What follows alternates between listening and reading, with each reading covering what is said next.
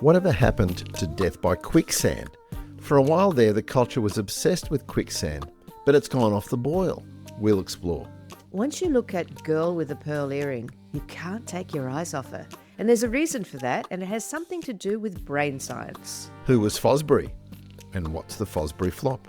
And finally, in this episode, we'll introduce you to the concept of Toilegami. Now, it's something that happens when a roll of toilet paper meets a creative human being. We'll explain how it answers the age-old roll fold over or roll fold under question. Hello and welcome to REMORANDOM, a celebration of uncommon knowledge, everything interesting. I'm Remo Dufresne. And I'm Claudia Chanshaw. Hey Claudia, we've got a bit to talk about today, but before that, I got REMORANDOM 5 off to the printer on Monday morning.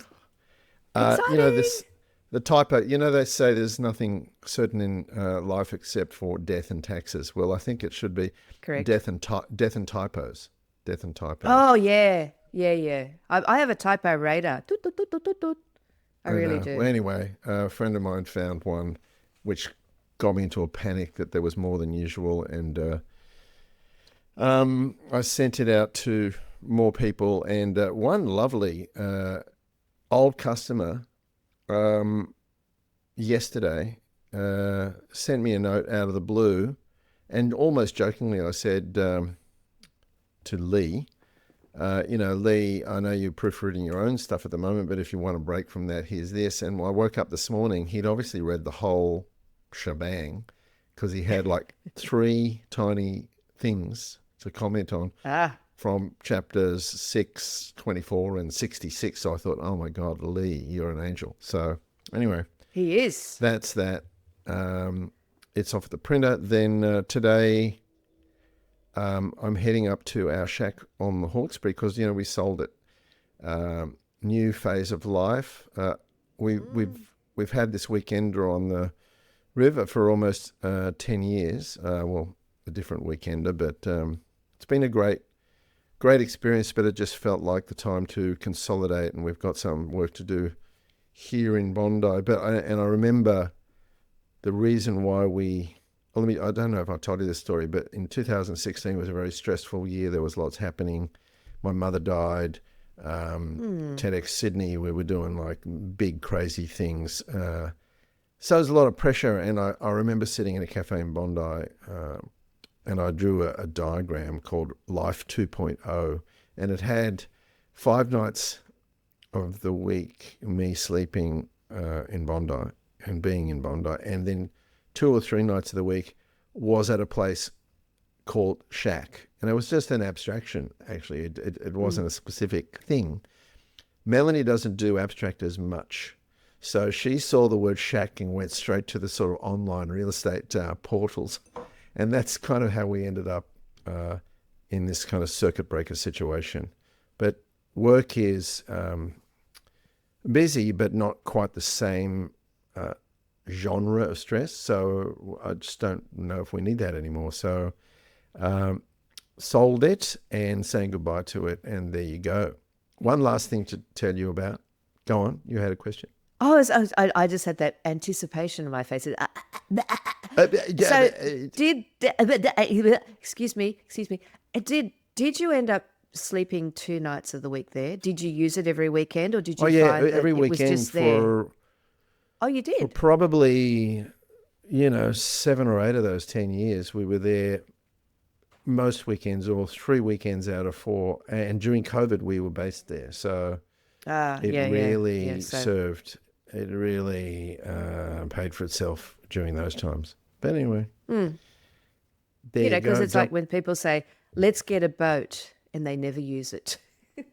We've sold the boat. The boat was going to go with the house, but the guy didn't want the boat. So I put it on Facebook Marketplace early last week, and I got absolutely slammed with inquiries for this kind of beat up commuter boat for some reason. I think it's because the brand is Haynes Signature, and I think people have a keyword search for that. And so on Sunday morning when we come back from the shack, I'm meeting the guy at the marina, and he's going to look at the boat, give me the money, and we'll give him the boat, and then we'll leave. So it's all very kind of tidy. Oh, all wrapped up.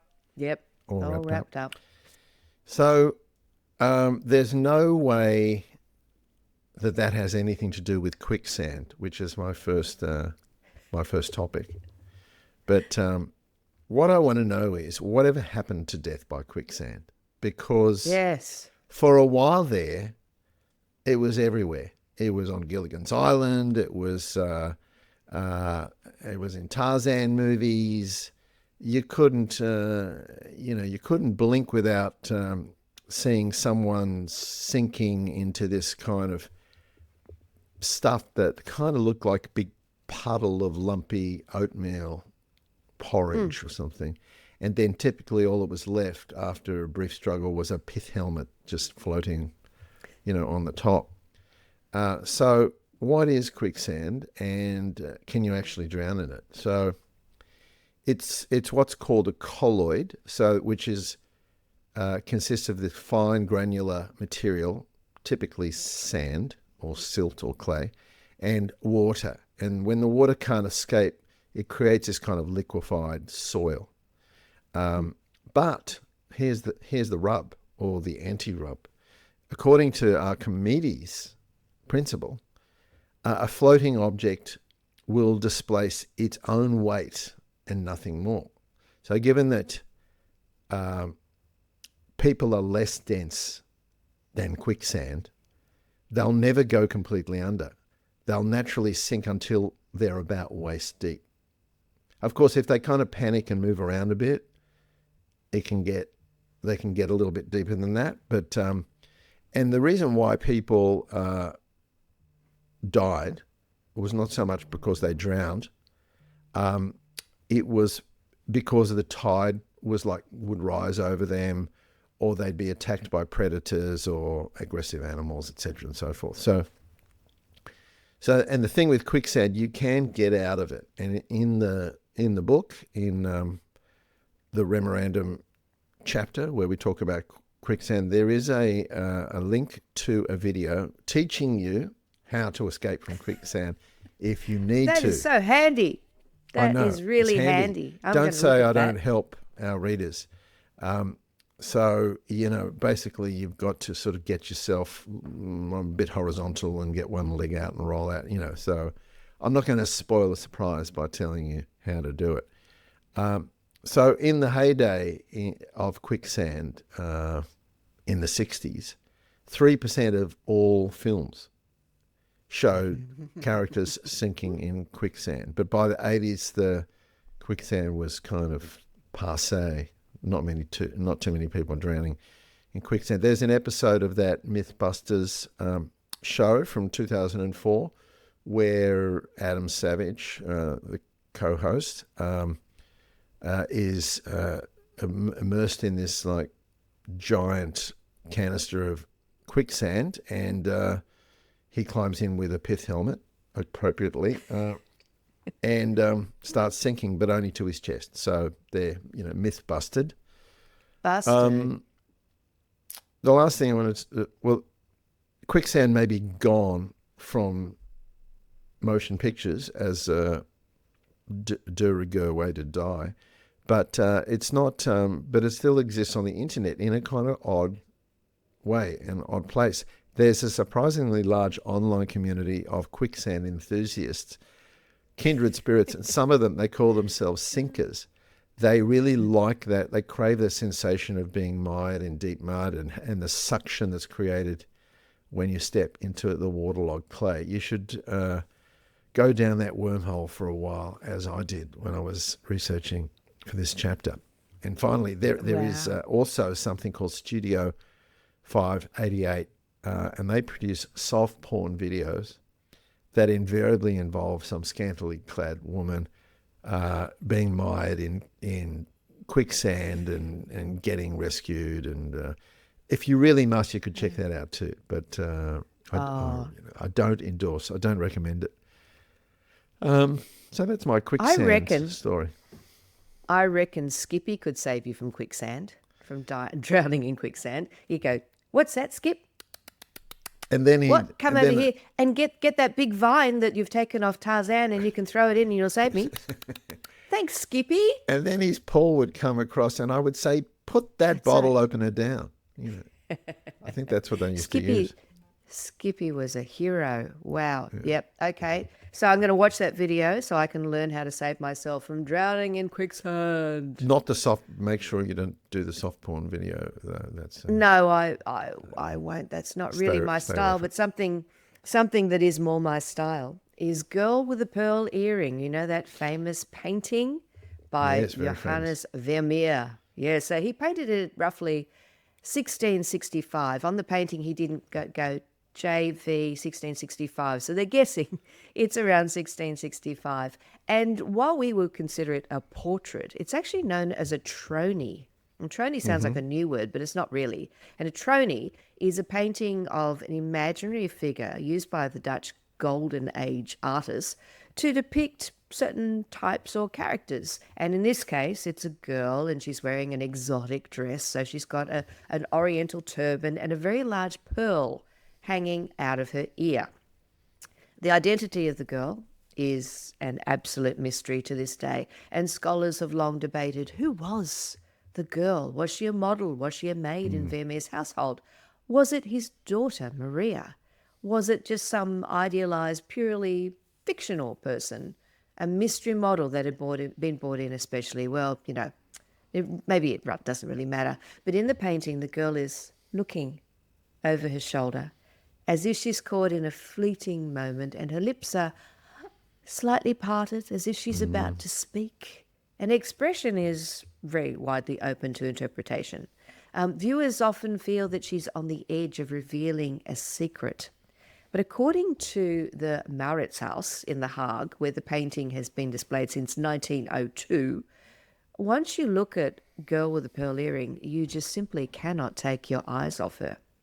And the museum commissioned a study in 2024, and brain scientists discovered that looking at real paintings in the Mauritshuis produces an emotional response in the brain that is 10 times stronger than looking at a crummy old reproduction. Now, that does not seem surprising to me. They also found that the girl stood out even more because she seemed to trap viewers by using a sustained attention loop. So you look at her eyes, then you look at her mouth, then you look at the pearl, then you look at the mouth and her eyes and the pearl again. And you just keep looking, so you're stuck in a perpetual loop. So the painting's been the subject of many literary and cinematic works, including Tracy Chevalier's 1999 fictionalized novel Girl with a Pearl Earring, where Vermeer becomes close to a servant who he has as his model, who wears his wife's earring. And I can remember a scene in that film where he pierces her ear with a needle, so that she can put the earring in. The novel was then adapted into the 2003 film of the same name with Scarlett Johansson, Girl What Pierced Her Own Ear. And then in 2009, the Ethiopian-American Awal Erisku created a painting that looked just like Girl with the Pearl Earring, except he replaced the girl with a young black woman, and instead of a pearl earring, she had a bamboo earring as a comment on the lack of black figures featured in galleries. And his piece was Girl with a Bamboo Earring. Then Banksy came along in 2014 and reproduced the painting as a mural where he incorporated an existing alarm box and in place of the pearl, and he called the artwork Girl with a Pierced Eardrum. Then in 2022, you might remember, an activist attempted to glue his head to the glass that was protecting the painting and then was covered in tomato soup. Big statement. What a clever guy.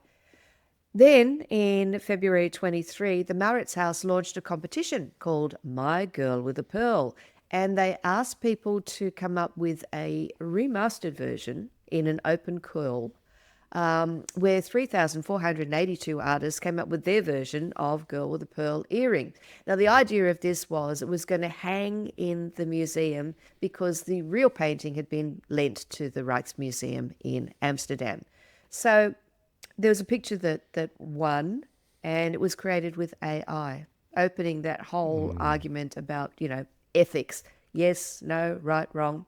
And Is it according art? to Yeah. Alif Nadir, who is an independent art curator who specializes in digital art, he said the public uproar, because it was loud, was more related to the painting's, and I quote, unique status and symbolism in Dutch culture, its replacement by a random piece of computer generated art without historical dimension felt like an act of national betrayal. Mm. There you go. Well, they That, could have just stuck a calendar up. Really, uh, it's the same.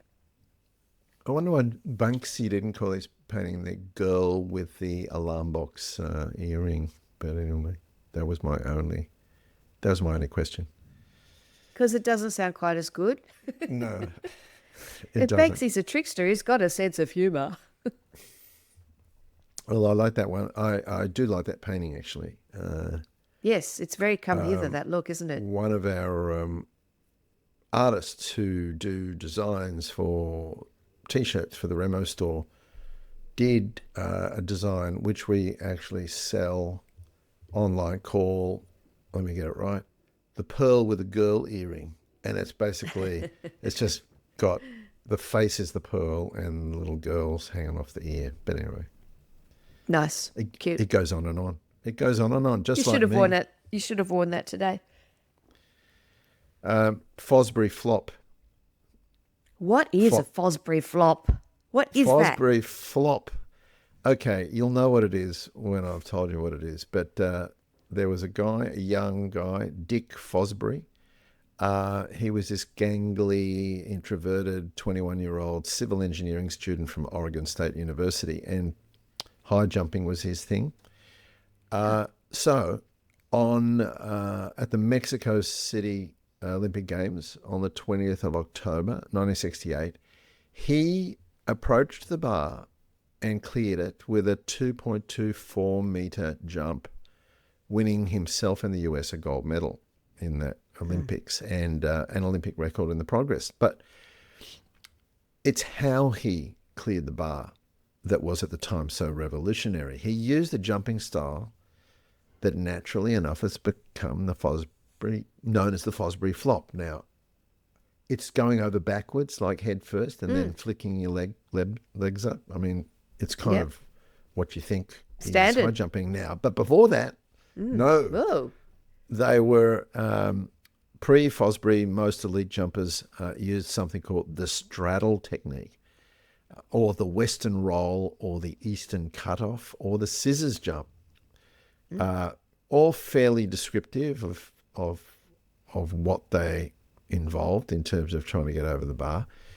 But at high school, Dick was a lousy straddler, and that inspired him to experiment. And every coach, scoffed at his idea, and you'll never get anywhere with that flop, Fosbury. Get over here. But what he discovered as a schoolboy is that by lowering his center of gravity, by stretching out on his back, you could actually jump higher. There's a physics to it. So it took a while for his technique to catch on, but it just looked so damn weird to everybody who wasn't him. But eventually, the results proved the effectiveness of the method, and eventually all the high jumpers towed the line and started Fosbury flopping themselves. So the actual term Fosbury Flop is credited to the Medford Mail Tribune, which wrote the headline, "Fosbury flops over the bar," after one of his high school mates. The reporter that day also wrote that Fosbury looked like a fish flopping in a boat. Anyway, Fosbury died in March 2023, and he's quoted after his Olympic victory in saying, very kind of understatedly and modestly, "I think quite a few kids will begin trying it my way now. I don't guarantee results, and I don't recommend my style to anyone. All I can say is if a kid can't straddle, he can try it my way."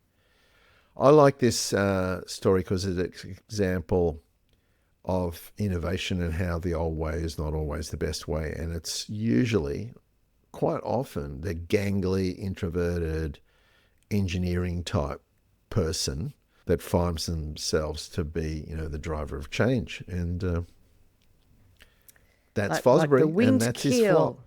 keel. Yeah, There you go. it's very It sounds like a very, dance. it's very Winkeely. That's right. It is, because, that's the way we've done it for 100 years. We don't do it that way. Oh, well, why Yeah, not? Why I not? like the Maverick. I go for the Maverick.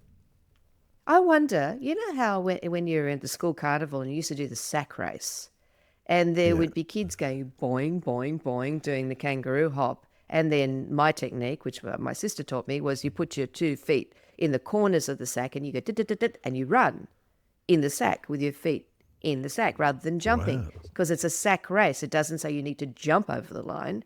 You can get there how you like. So mine was this running with feet in the corners, going Oh, shuffling right. 1 foot instead. in each corner. Right. Each corner, each Yeah. Yeah. corner. So you kind of go, and you're Wow. shuffling, but the bag is restricting you. So that's The my Claudia flop. Shuffle. The Claudia Shuffle. That's Could the it? Claudia It could have been shuffle. a thing. Yeah, Could have been a thing. could have been a contender. Could Yeah. have had Well, class. I know. It goes without saying that you are a Maverick. So Yes, Maverick. Which brings me to my love of unusual things. Now, I love it when you go into a hotel room and you check out the room and go, oh, that's nice, or oh, God, that's small. And you go into the bathroom. You always check out the bathroom. And you can see that someone's been in the bathroom because your toilet paper has very neatly been folded into a little point. Don't you I know. love that? Yeah. It's It wasn't nice. always the way, but yes, I know. No, no. Well, hotels do it now, and that it's very common for hotels to do that because it says this bathroom has been cleaned, and we Yeah. we care. So they normally do it in a little V. So you fold the two corners in, and they're tucked under, so you've got a V shape. Sometimes they do a much more elaborate version: that diamond, a basket, little hearts, sailboats, little flowers, and this toilet paper folding has a name. It's called toilet paper origami, or Toilegami for short. I like that. Now, it's also a little bit similar to when you come in and they've taken the hand towels and they've made a swan and put it on the end of your bed.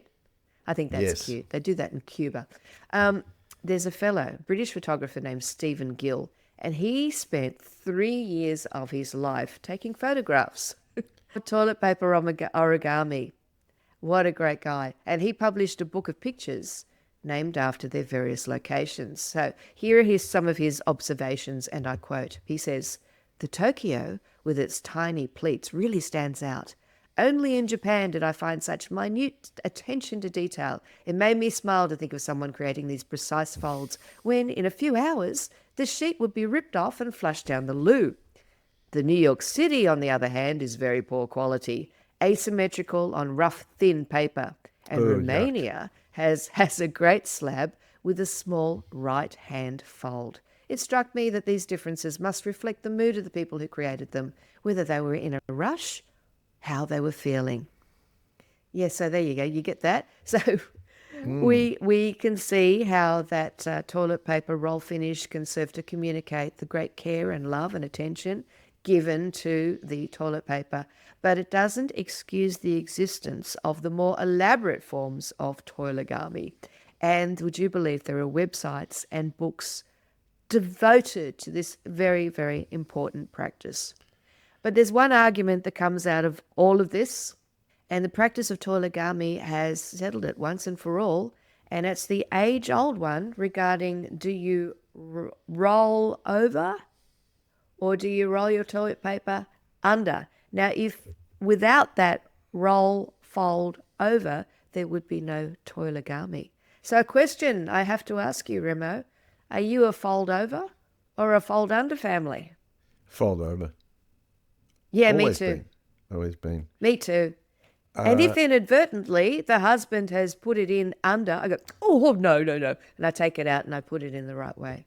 Over. Well, I read somewhere if you have to reach for that second square or third or heaven forbid fourth or fifth square, if you're a roll under person, it means you Yeah. have to touch the roll with your contaminated hands. You see, Yes, which is yes. another. Yeah. Yeah, you see the kind of value there is in like reading these books and learning about, Oh, how to I do think how these to do things are the very right thing. important.